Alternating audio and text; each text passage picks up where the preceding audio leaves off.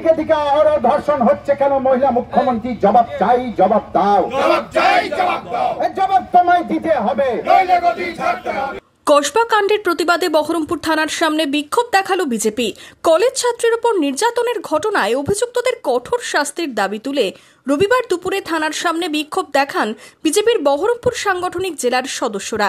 জেলা বিজেপি সভাপতি মলয় মহাজন, বিজেপি বিধায়ক সুব্রত মৈত্রের নেতৃত্বে বিক্ষোভ হয়। আইনের কলেজে আইনের ছাত্রীরাই যদি ধর্ষণ হয় আইনের ছাত্রদের দ্বারা, তাহলে গোটা পশ্চিমবঙ্গে বাকি সর্বত্র কি অবস্থা হতে পারে। আমরা এই উপলক্ষেই গোটা পশ্চিমবঙ্গের সমস্ত থানার সামনে আমরা বিক্ষোভ করছি। এটাই আমাদের বলার যে ডাক্তার, উকিল কেউ এই রাজ্যে নিরাপদ নয়। ডাক্তার, উকিল, বিএ, বিএসসি, এমএসসি নির্বিশেষে কৃষক, ব্যবসায়ী, সমস্ত শ্রেণীর মানুষের যত অভিভাবক অভিভাবিকা আছে সবার মেয়েকে নিরাপদে রাখা, তাই আমাদের এখন প্রধান তথা একটা চিন্তার বিষয়। এই সভা থেকে তৃণমূলকে নিশানা করেন বিধায়ক সুব্রত মৈত্র।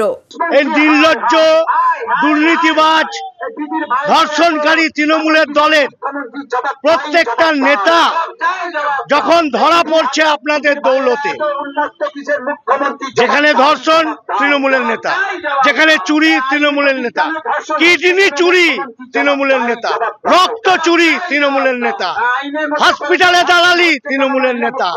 সুতরাং পশ্চিমবঙ্গবাসী দেখতে দেখতে দেখতে ক্লান্ত হয়ে গেছে। আর এদেরকে একমাত্র রাস্তায় দাঁড়িয়ে ভারতীয় জনতা পার্টি যেখানে যেমন ভাবে পাচ্ছে সারা রাজ্যে আন্দোলন গড়ে তুলছে। আর তাদেরকে বাধা দেওয়ার জন্য নির্লজ্জ বেহায়া পুলিশ কাল আমাদের সুকান্ত মজুমদারকে সারা রাত ভোর লালবাজারে বিনা দোষে বিনা কারণে বন্দী করে রেখে দিয়েছিল। আন্দোলনের চাপে